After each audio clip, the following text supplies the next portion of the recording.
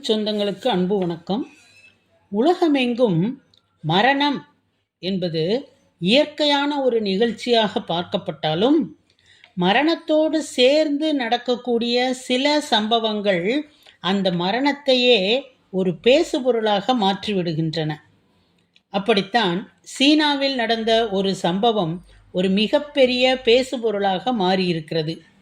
பொதுவாக பலருக்கும் உயிர் இல்லாத பொருட்களாக கருதப்படக்கூடிய பைக், கார் அல்லது தாங்கள் பயன்படுத்தும் சில பொருட்களின் மீது அலாதியான விருப்பம் இருக்கும். அப்படிப்பட்ட ஒரு நபர் இறந்துவிட்டால் அவருடைய சவத்தோடு சேர்த்து அந்த பொருளையும் புதைக்கும் பழக்கம் பல்வேறு நாடுகளில் இருக்கிறது. குறிப்பாக சீனாவில் இது கடைபிடிக்கப்படுகிறது.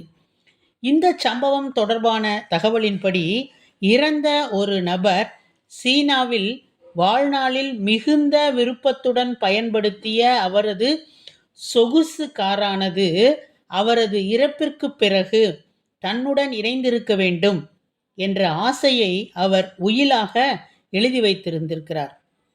இந்த உயிலினை மதித்து அவரது ஆசையை நிறைவேற்ற விரும்பிய அந்த குடும்பத்தினர் அவர் பயன்படுத்திய 1.5 கோடி மதிப்புள்ள அவரது காரையும் அவரது பிரேதத்துடனேயே மண்ணுக்குள் புதைத்த அதிர்ச்சியூட்டும் தகவலை ஆவலுடன் பகிர்ந்து கொள்ள உங்களை ஆர்வமுடன் அழைக்கிறது மௌனத்தின் சப்தங்கள்.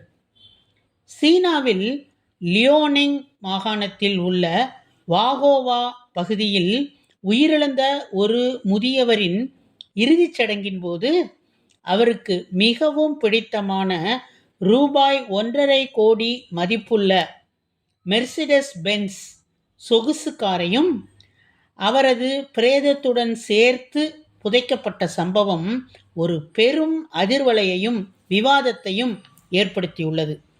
இந்த 70 வயது மதிக்கத்தக்க முதியவர் சொகுசு கார்களை சேகரிக்கும் பழக்கம் கொண்ட ஒரு பணக்காரராகும். அவர் இறந்த பிறகு மறு உலக வாழ்க்கையிலும் அவர் ஆடம்பரமாக பயணம் செய்ய வேண்டும் என்ற மூடநம்பிக்கையை நம்பி அவருக்கு பிடித்தமான காரை அவருடனே சேர்த்து அவர்கள் புதைத்ததாக அக்குடும்பத்தினர் தெரிவித்துள்ளனர். இந்த காரானது 8888 என்ற 48 எண்ணை கொண்டது. இந்த எண் அதிர்ஷ்ட எண்ணாக கருதப்படுகிறது. S450L model Mercedes Benz model ஆகும்.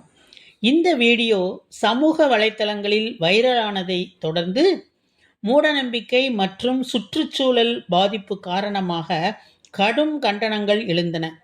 சர்வதேச அளவில் ஒரு பெரும் பேசுபொருளாக இது தற்போது மாறியிருக்கிறது.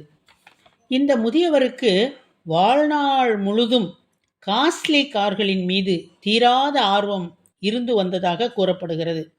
குறிப்பாக மெர்சிடஸ் பென்ஸ் கார்கள் என்றால் இவருக்கு கொள்ளை பிரியமாம். உலகம் முழுவதும் பல நாடுகள் பொருளாதார நெருக்கடியை சந்தித்து வரும் இந்த நிலையில் இவ்வளவு பெரிய தொகைக்கு வாங்கிய ஒரு காரை மண்ணோடு மண்ணாக புதைப்பது என்பது முட்டாள்தனமான ஒரு செயல் என்று பலரும் கடுமையாக விமர்சித்து வருகின்றனர். அது மட்டும் அல்ல, இப்படி ஒரு இயந்திரத்தை மண்ணுக்குள் புதைப்பது சுற்றுச்சூழலுக்கு மிகப்பெரிய கேட்டை விளைவிக்கும் என்றும், பேட்டரி மற்றும் எண்ணெய் கழிவுகள் நிலத்தடி நீரை மாசுபடுத்தும் என்றும் சமூக ஆர்வலர்கள் குற்றம் சாட்டி வருகிறார்கள். சிலர் இதனை இறந்தவரின் ஆசையை நிறைவேற்றும் ஒரு மரியாதையாக பார்த்தாலும், பலர் இதனை ஒரு மிகையான ஆடம்பரம் என்றே கருத்து தெரிவிக்கின்றனர். இப்படிப்பட்ட விமர்சனங்கள் பொதுவெளியில் எழுந்த நிலையில் சீன அரசு இந்த விவகாரத்தில் நேரடியாக தலையிட்டது. அந்த குறிப்பிட்ட குடும்பத்தினரை அழைத்து அதிகாரிகள் தீவிர விசாரணை நடத்தினார்கள். முடிவில் இத்தகைய செயல் நில பிரபுத்துவ காலத்து பிற்போக்குத்தனமான மூடநம்பிக்கை என்று அவர்கள் சாடினார்கள். இந்த சம்பவத்திற்காக அந்த குடும்பத்தினருக்கு சீன அரசு கடும் எச்சரிக்கை விடுத்ததுடன் அவர்களை பகிரங்கமாக பொது மன்னிப்பு கேட்கவும் உத்தரவிட்டது. அது மட்டுமன்றி விதிமுறைகளை மீறி சுற்றுச்சூழலை மாசுபடுத்தியதற்காக இந்த குடும்பத்தினருக்கு பெரும் தொகையை அபராதமாக விதிக்கவும் அரசு முடிவு செய்துள்ளதாக அறியப்படுகிறது. இந்த காரில் பொருத்தப்பட்டிருந்த 8888 என்ற பதிவு எண் கொண்ட நம்பர் பிளேட் சீன கலாச்சாரத்தில் மிகவும் அதிர்ஷ்டமான ஒன்றாக கருதப்படுகிறது. இந்த நம்பர் பிளேட்டின் மதிப்பு மட்டும் சுமார் 13.6 லட்சம் ரூபாய் இருக்கும் என மதிப்பிடப்பட்டுள்ளது. இந்த இறுதிச் சடங்கு நடைபெற்ற 2026 ஏப்ரல் 9 அன்று அந்த சொகுசு காரின் மீது சிவப்பு நிற துணி போர்த்தப்பட்டு பக்கவாட்டு கண்ணாடிகளில் சிவப்பு நிற ரிப்பன்கள் கட்டப்பட்டிருந்தன. பின்னர் பொக்லைன் இயந்திரம் மூலம் தோண்டப்பட்ட ஒரு பெரிய குழியில் அந்த காரை மெதுவாக இறக்கி மண்ணால் மூடப்பட்டது. இந்த சடங்கில் உதவி செய்த கிராம மக்களுக்கு அந்த குடும்பத்தினர் ஒவ்வொருவருக்கும் ரூபாய் 6800 ரூபாய் அடங்கிய சிவப்பு நிற உறைகளை பரிசாக வழங்கியுள்ளனர். காரை மண்ணில் புதைக்கும் இந்த வீடியோவானது சமூக வலைத்தளங்களில் வெளியாகி சில மணி நேரத்திலேயே 3 கோடிக்கும் அதிகமான பார்வையாளர்களை பெற்றுள்ளது. ஆடம்பரமாக செய்யப்பட்ட இந்த இறுதி மரியாதை தற்போது அந்த குடும்பத்தினருக்கே மிக பெரிய சட்ட சிக்கலையும் அவப்பெயரையும் ஏற்படுத்தியுள்ளது. இந்த புதைக்கப்பட்ட காரை தோண்டி எடுத்து அந்த இடத்தை மீண்டும் பழைய நிலைக்கு கொண்டு வரும் சுற்றுச்சூழல் மறுசீரமைப்பு பணிகளுக்கான முழு செலவினையும் அவர்களே ஏற்க வேண்டும் என உத்தரவிடப்பட்டுள்ளது. இணையவாசி ஒருவர் இச்செயல் மிகவும் அபத்தமானது. இவர்கள் மறு உலகத்தை பற்றி மட்டுமே கவலைப்படுகிறார்கள். ஆனால் வாழும் உலகில் தாங்கள் மற்றவர்களுக்கு ஏற்படுத்தக்கூடிய மாசுபாட்டை சிறிதும் எண்ணி பார்க்கவில்லை என்று கூறுகிறார். இவர்கள் வரி ஏய்ப்பு செய்வது போன்ற வேறு ஏதேனும் சட்டங்களை மீறியுள்ளார்களா என்பதனையும் அதிகாரிகள் சரிபார்க்க வேண்டும் என்று மற்றொருவர் கூறியுள்ளார்.